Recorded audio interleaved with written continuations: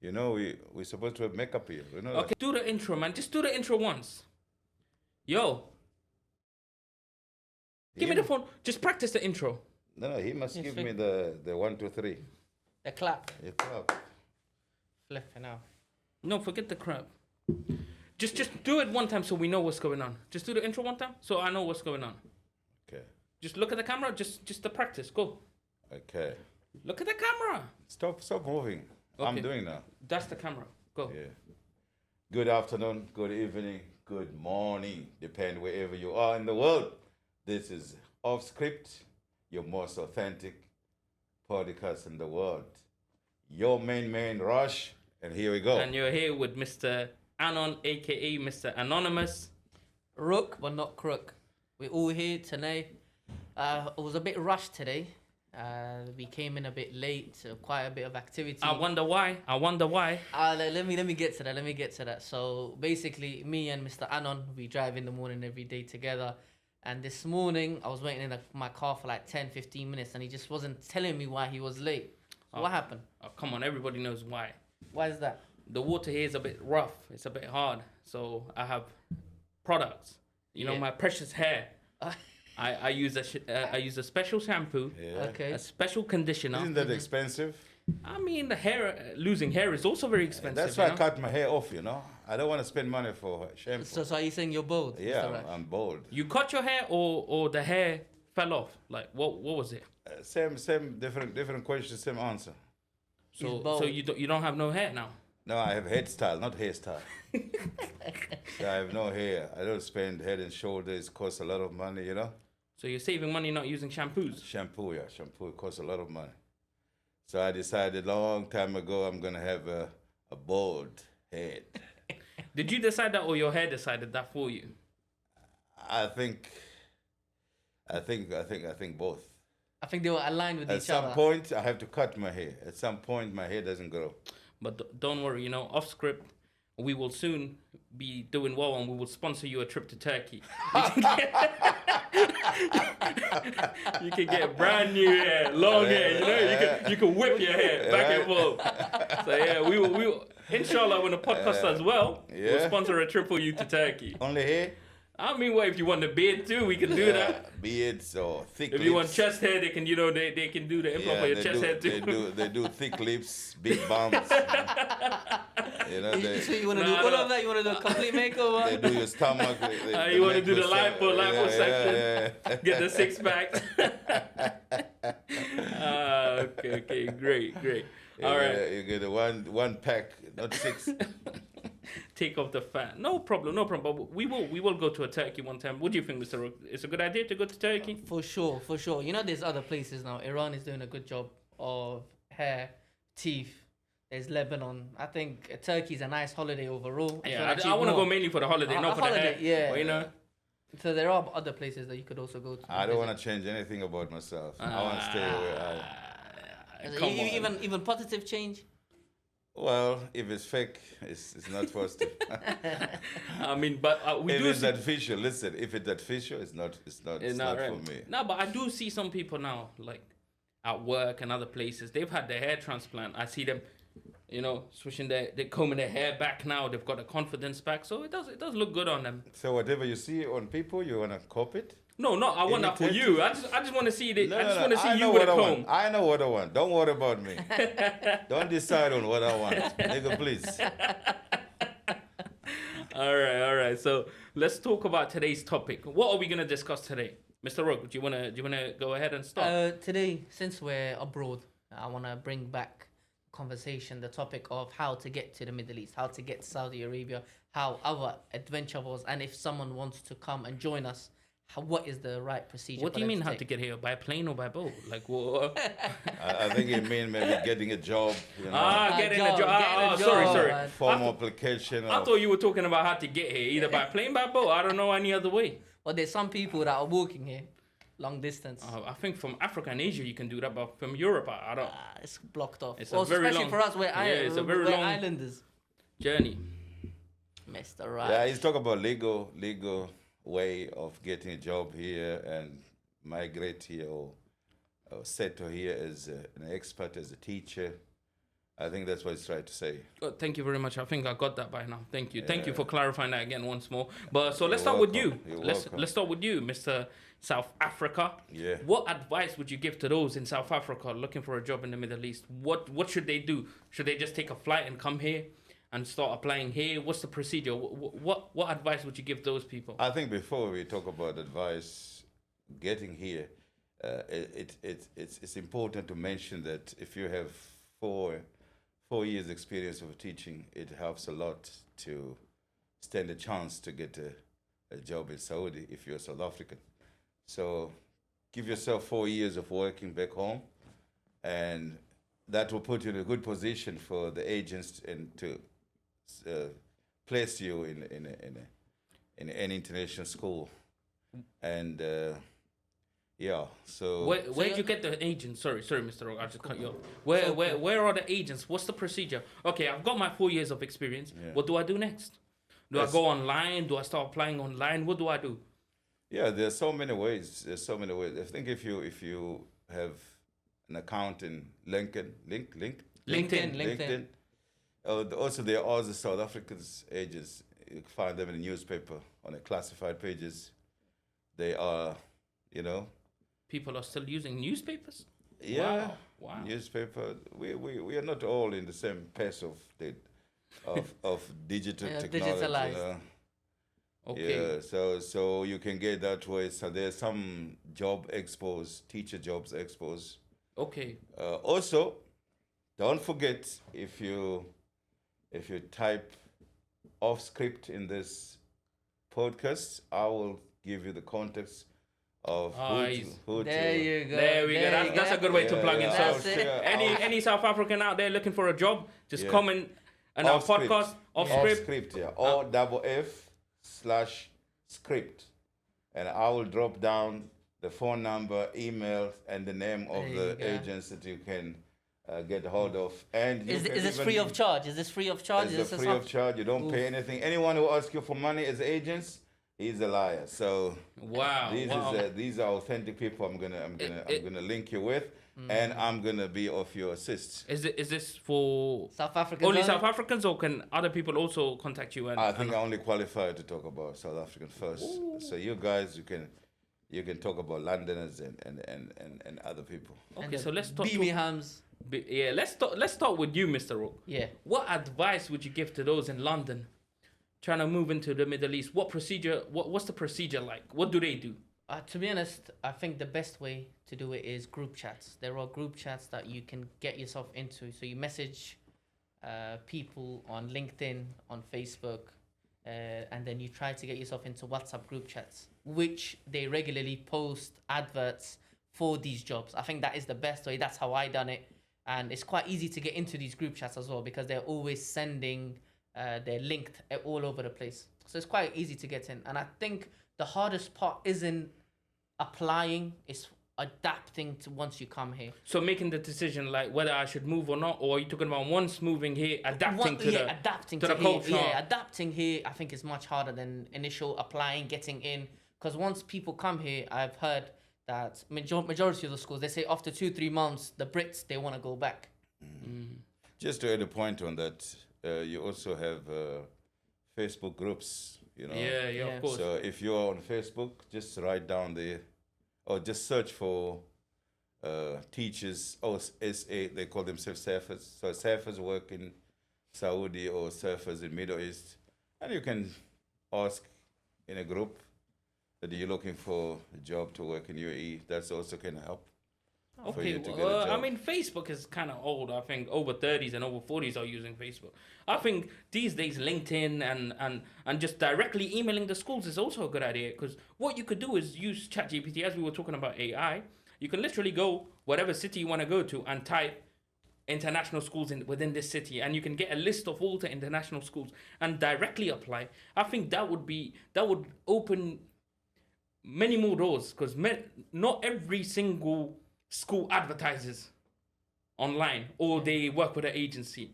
So I think it's also a lot easier if people apply directly to schools or universities or other places. That's also a very good. The issue with I that, won't I'm so sorry recommend- to yeah, cut you. I'm sorry. so sorry. The only reason, I'm just talking about our school and a few other schools that my close net of friends work there. The issue with that is there's so many people regularly coming in, expats from the UK, from America, that are hand delivering their CVs, and then they're like, oh, would you like to have a chat with our VP? And they network much better once you're inside the kingdom. The only way to get your CV across when you're applying directly to schools is through a channel of agencies. Because schools over here tend to be a bit lazier when it comes to checking their own channel. So they will rather hand that job over to someone else. True. But also, it is worth a try.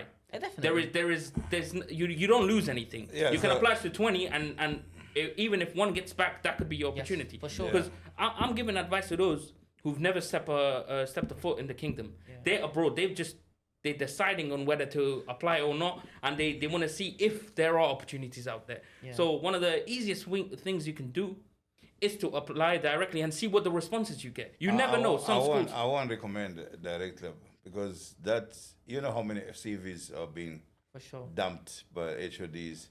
I think the best way is to use agents. There's a more respect there's more value to your CV, and there's more weight to the CV when it comes from the agents than it. I think Just give me 1 second. And I just want to add one more thing. Sorry. Yeah. And agencies, they give off this vibe or look that we are filtering the CVs for you. So the schools believe that the agencies are actually narrowing down the best candidates, even though they might not be doing that. But that's how they sell themselves, that, oh, we are giving you a helping hand. We're not just giving you CVs, we're giving you the best candidates.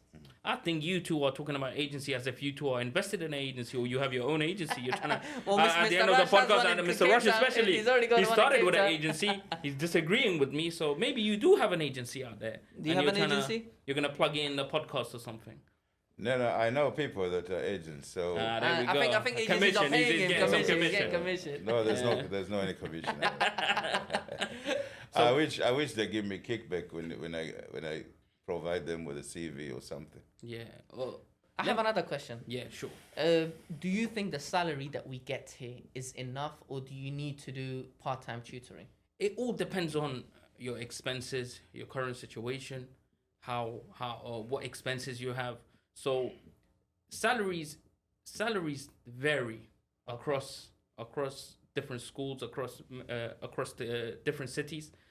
I do believe it's whatever you're content with. Okay. So one person could be content with 13,000 reals. Another person will be content with 17,000. Other people want more.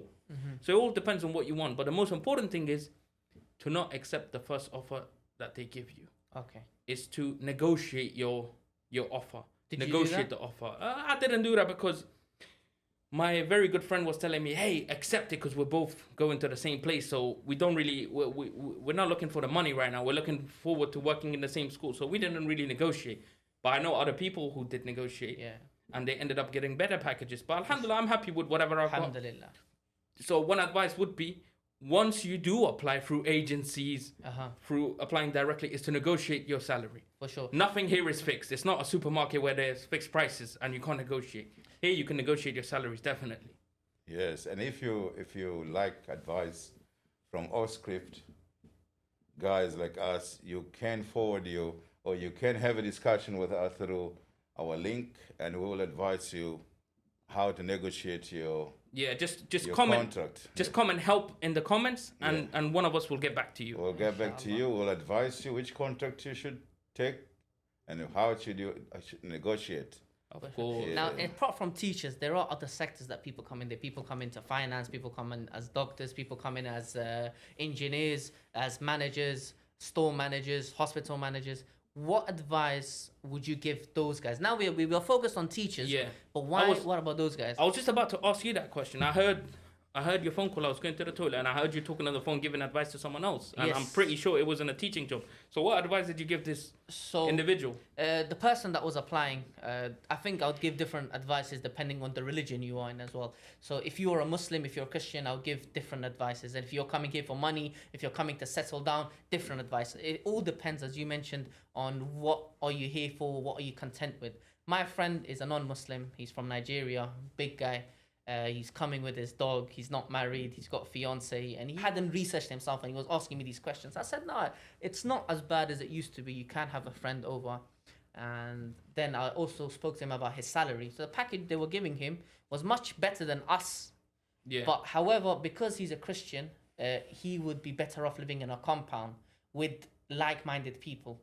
So other Brits, other Americans, where his dog feels safe, he feels safe. Everyone in his network speaks English. Yeah. So for those people, I recommend the salary being higher. Or in your package, there needs to be accommodation involved. Is this because they find it difficult to adjust, or it's more of a cultural shock for them? As for us, we're Muslims, so we fit in easier. I think it's not to do with the culture shock, it's to do with acceptance. So I also had a huge culture shock. However, I was more accepting because they were Muslims. It's because I wanted to be amongst Muslims, so I have to change. And I have to be, but why does he have to change? Why should he accept this behavior? Yeah, why is he gonna leave all his family behind, his culture behind? Exactly. So are you saying only Muslims must be flexible, but he can't be flexible? No, I'm saying that the willpower required is different. He's saying it's easier for a Muslim to adjust and change than a non-Muslim because there are so many sacrifices that they have to make as a non-Muslim. Yes. For example, he mentioned a dog. For this guy, I'm pretty sure the dog was like number one priority. Yeah, for sure. Like bringing a dog with him to the country, like that will decide which country he moves to. My neighbor has a dog. He's a Saudi. Ah, okay. Do you give the dog treats sometimes, or you staying? I'm not a big. I'm not into dogs and pets. What about cats? Do you feed the stray cats? Yeah. Straight cats. That's good. But dogs, I scare of dogs. Tell us a story. Have you had a bad experience with dogs or what? Like. No, I don't have any relationship with dogs. But the moment they bark, I just see how fast I can run. Do you usually overcome the dog running after you, or does it chase up you? No, I can hear the barking from far. From far, his ears are tuned in. He hears the bark. So I make sure there's always a big gap between you and a dog. Where I'm running towards, where I'm running, and where the dog is. So by the time the dog starts to chase me, it's eventually give up because the gap is so big. Of course. Oh, we forgot to mention. Someone does apply and he gets the job offer. He gets the salary he wants. What about accommodation? Would you recommend that the workplace offer them accommodation, or should they look for accommodation themselves? What should the procedure be? I think that comes with the contract. So you read the contract, and you can't pick it up the gray area in which it's single out that you're either going to be given accommodation or not. For example, a contract might say, we are giving you house allowance. Okay, yeah, but they're not giving you the house. They're just giving you the money for the money that you have for to you go to go and look for your own accommodation. Yeah, which can be difficult if you are new because you don't know your bearings are not in order, and you don't know which side to look for a house and which side is a reasonable, rent. Yeah.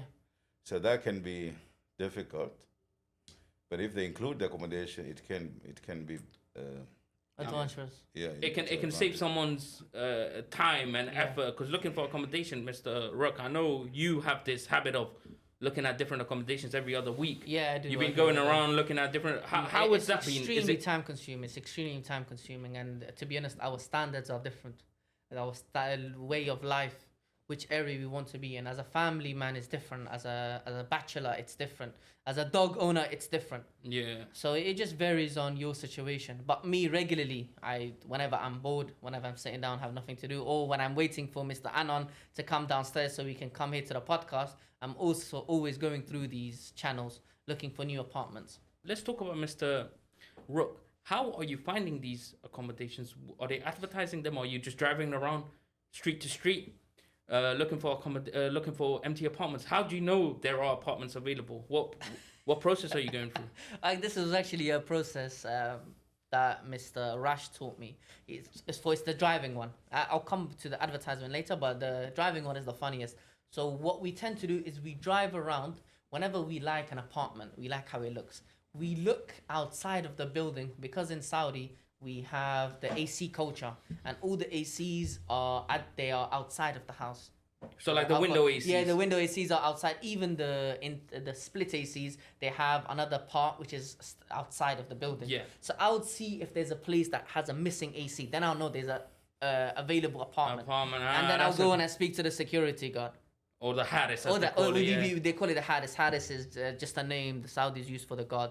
It actually means a guard as well. And then you would ask him, is there an apartment available? Yes, yes. And does he give you the price, or will he tell you to contact the agency or the owner? He will give me the number of the agency. He will show me the house, but then he says, I have no idea how much the house is. I don't know anything about it. Just contact the boss. And are the apartments, are they fixed prices, or can you negotiate You that can as well? negotiate. Before you go there, sometimes also when you drive past a building, you'll find a big sign, a big phone number is outside the building.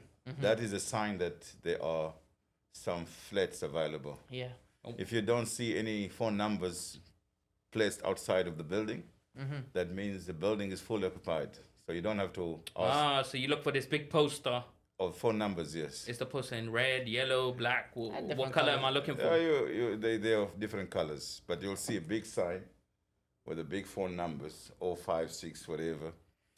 And then that is it. It indicates, because the moment the caretaker of the building realize that there's somebody that moved out, they take these numbers and they put them outside. Okay. So if you drive past and you see there's a number, the building that has a number, it means there are flats available in that building. Hey guys, this is such a, I wouldn't say backwards, but such a difficult procedure to look for apartments. Are there any websites, any apps that we can use to look for empty apartments? Why am I going to drive around street by street looking up? As I'm looking up, I'm not looking ahead of me, I'm looking up, looking at the empty apartments. Why am I going to do that? Why can't I go through an app? There is an app available, but the pricing on the app is roughly, I'm going to mention it in pounds, it's roughly £1,000 more expensive per year. So they advertise it higher than it is, because I've spoken to house owners, because they have to pay a fee for advertisement. To advertise because they're saying that now we're going to bring in customers or bring in people to rent the house so they can afford to pay these prices. So what happens is that once they advertise it, the prices they increase. So if you're driving around, you can get cheaper apartments. But app is the most efficient way. So I'm looking through the app. It's called Akkar. It's quite nice, but negotiating the prices are very difficult. Those tend to be a bit more fixed. Sure. Guys, if you need help with looking for apartments and you need apps and websites, please comment accommodation in the comments, and Mr. Rook here will plug you with all the different websites and apps to use. Okay, I think we might as well start different agencies. So he's going to be bringing South African teachers here. I'm going to be helping with accommodation. Yeah. Mr. Anon, what are you going to help with? I'm going to help them with other things, how to increase their contracts, what are the best contracts, so how to negotiate. Negotiate, yeah. So, okay, we talked about how to get here, how to look for jobs. And now we're here, and we got accommodation. Now what do we do? And we got the school, and we are busy teaching. Exactly. So what are the challenges or advice we can give to the people that have just arrived? I'm just going to say one thing. A car.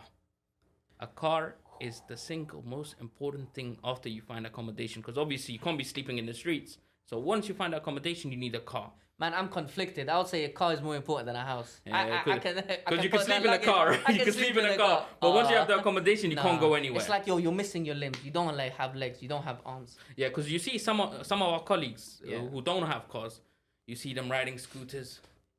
with black gloves. Black gloves, masks. They riding around the heat. By the time they get to work, you just see a sweat patch on their back. Their forehead sweating. Why your hands was here? Because scooter, if you ride a scooter, it's supposed to be here. When you do this, maybe the scooter's too high or the colleague's too short. Like it's one of them. That's not you mean here. Maybe here. I think this was an exaggeration. No, I was looking at you. Some of us. Police got a gun. Yeah, you look like those Tom and Jerry, kind of scooters.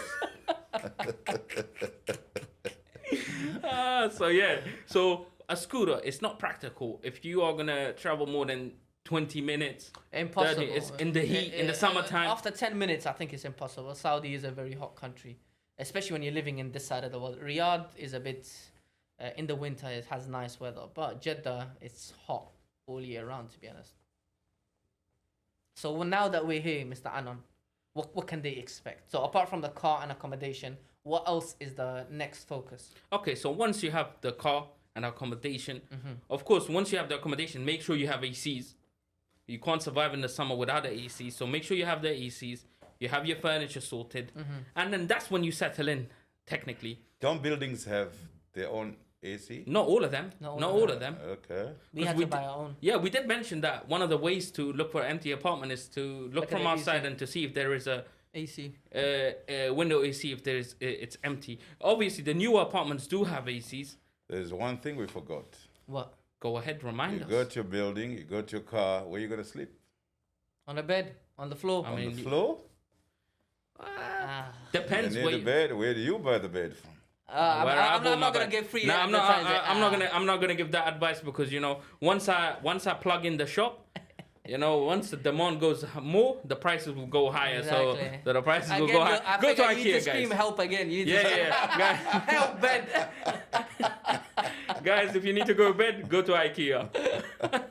Don't go IKEA, guys. Overly priced. Don't go IKEA. And the quality, It's not that especially good. coming from UK, the quality is a bit iffy. So where did you buy your bed? Since you I didn't go can't, IKEA. I can't. Okay, guys. Help! Scream help! I'm just gonna give you a clue. You see, you'll go somewhere, and you will see this massive bicycle. A lot of people, when they bring in tourists, they say this was the bicycle that Adam alayhi salam was riding. It's a massive, 20-meter high bicycle. Yeah. So once you go around there, you're gonna see some shops. You're gonna find the furniture. You're gonna find beds. You're gonna find But the wardrobes. exact location. Exact location. You have to. I'm You not have as to kind. I'm not as kind as Mr. Yeah. Rush. Giving it for free. I need something. comment location in the comments, and we'll plug in the location of the place. We forgot one thing. As you landed, Second thing now. is the second thing? Yeah, Yeah, well, that's the the first second thing was thing. the bed. Yeah. So as you landed at the airport, Uh-huh. and you've been clear, you already collected your bags, your luggage is with you. You need a SIM card.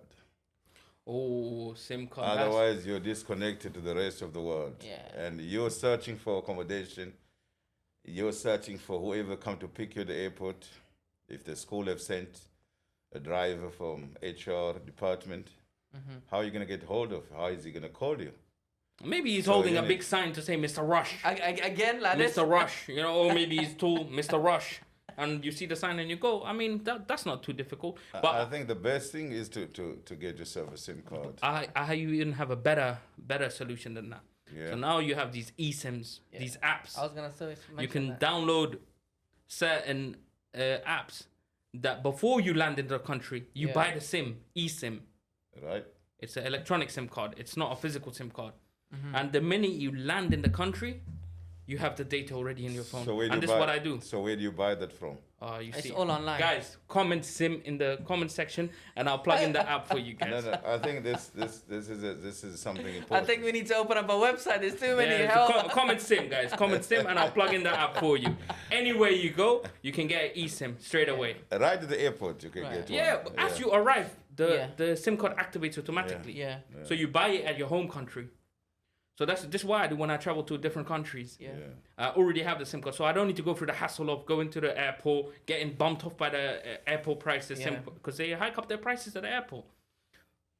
So Yeah. yeah, this is what I do. So so schools here, if you come here to work as a school begins here in August. Yeah. And at that time, the temperature has risen to the point where you haven't experienced anything like that before. Oof. So there should be expectation that you're going to find it very, very hot over here. I mean, okay, if it gets hot, I'm just gonna take off my shirt and just wear shorts. Is that fine? Can I do that? Are you talking about outside or? I'm talking about outside, of course. If it's hot, can I walk around to the shops with shorts, no vest, no shirt, walk around topless? Is that acceptable? Because that's what I would have done if I was in the UK or somewhere else, or in South Africa. You can, but it's not the way. It's not the modest way of living here. Oh, you use You the word have to- modest. Yeah, you have to dress modest. Shorts are not Depends on the length of the very shorts. welcome Yeah. here. So you need to wear something long, like the way Under the knee, even the vest, you can't be ridiculous. Yeah, It's kinda looked down on. It's just looked down on. It's It's- what it's the, not- it's- what we it's- call the hood yeah. rats. It's not Yeah, accepted it's not. with the culture of Yeah. people over here. The Okay. tradition is you have to dress modest. You know. Modest. You mustn't expose part of your body that below your knees must be covered, and Yeah, must have t-shirts. It's fine. Ah, interesting. So Yeah. so for those coming from outside, they need to understand the culture here before coming here. They need to. Yeah, you can they read need it up. Read it up. You know, just like people read places before they go. I mean, I look at Jeddah in a Google map before I came here. So I've seen some buildings, how they look. I've seen Baladi before I came here, at all YouTube. Yeah. So there are certain things you can research before you watch off script, and it will be for big help. But you never know. Since we are off script and we do go off script, maybe we're gonna make a video for the people. Maybe show Balad around, show the city around. Right? That could be our future project. What do you think, Mr. Rush? Or your agency's already doing that? All right, guys. So another thing I wanted to say, if you look into the Google Maps, you're gonna see a beautiful coastline. Yeah. The beautiful Red Sea. And where I come from, when you see crystal clear water and a nice beach, you jump in and you go for a swim, especially when it's hot. Yeah. Can I do that? Or can other people from outside, can they just land here and go to the Corniche and just jump in the water? I think here you must be conscious because places have been designated based on sex. So female are, found in certain places. The male are found in certain. There are private beaches. There are private beaches. There are beaches for women only. There are private beaches for families. Okay. There are beaches for men only. But whichever beach you're gonna go, you have to dress modest. You can't go there with your. I think here Mr. Anon had a different question. Yeah, I think Mr. Anon had a different. He meant that beautiful coastline. Can we even make use of it? We can't. Some nah, we beaches can't are private. drive. Do you want to tell the story on our first few days when we were just looking at the water and we were going in and what happened? Would you like to tell us what happened? So to be honest, you can't even go in. But even if you try to go in, people start screaming and take you out straight away. It's such a waste looking at that beautiful water in front of you and you can't even touch it. They are private beaches. You have to go to private beaches or designated public beaches. Public beaches, but nothing is as beautiful as the Corniche. They call it the Corniche, that strip that you're referring to. Yeah. And it just looks so beautiful. And the waves are hitting against the rocks, and you just want to stand on the rock and you just want to dive in. But you can't, right? You can't. I mean, we did get in trouble when we first came in. Yeah, we did. And I didn't want to mention it, but you can. And the security guard came in and he told us, you're speaking in Arabic. Obviously, we don't speak Arabic. So he kept on asking, so we said, Britannia. Yeah. And he just realized, these guys are just tourists. So he said... So what does Britannia mean? We'll let the audience decide. Guys, please comment. What does Britannia mean in the comment section? the audience will be very tired of typing, you know? I mean, some are typing help, some are typing accommodation, others are typing... So much things to say. So many things to say, yeah. So But overall, is it out of 1 to 10? How easy is it to adjust coming from Europe or coming from the West into Saudi Arabia? Let's start with being a Muslim. How easy is it for people to adjust? It depends on what language you speak. If you just speak English, I would say it would take you a while to settle down. If you know Arabic, it just helps a little bit. I'll give it 8 out of 10. 8 out of 10. If you come from South Africa, yeah. To adjust. Yeah. Okay. You can adjust very easily. Is it because South Africans are more resilient and enduring? Is that what you're trying to say? Of course, South Africa are very resilient people. I disagree. I think the British people are more resilient and more enduring. No, you don't need to agree with me. You need to understand and listen to me. And to agree or to disagree, that's your problems. How about we leave it for the audience, guys? Please comment in the comment section who are more enduring, South Africans or British people, please comment in the comment section. we can't decide. Yeah. No, I'm joking. But We yeah. need a larger sample, you know. Yeah, larger. We need to conduct a proper study. Yes. With a proper, and then we'll see who adjusts better. The Brits. No, it can be easy, especially when you have a supportive system in the school. You don't have summer in UK. How can it be easy for you? We do have summer. We have a week of summer. We have like a week. One week of summer? 5-6 days, that's enough. One week of summer? Yeah, that's enough. So how does it prepare you for the summer here? I mean, we just need a small trailer to know what's coming in the movie. Like, we get a 6 days of a trailer. Oh, this is the sun. It just needs to be 10 degrees hotter, and that's it. We're in Saudi. To be honest, man, UK, it's also bad. So It's humid. Yeah, it's we're humid, a man. small You can't island. breathe. Yeah, it gets Exactly, and the houses are designed to keep the heat in. So when it does get hot for 5 or 6 days, we are struggling. Especially in the summer here, it's not like you're here. So basically, July, June, you tend to go back to. I go back to the UK. August and September, I would say, are the harshest months. But everywhere you go here, you're going from an AC to another AC. So you go from your car to a mall. You go from your car to a shopping city. You go from your car to this is for the people that don't have accommodation. They're living in their cars because he's saying from the car to the mall. For us, you go from your house or apartment to your car, from the car to the mall. So those people who are sleeping in their cars, they go from their car to the mall. Yeah. Well, this was a nice chat.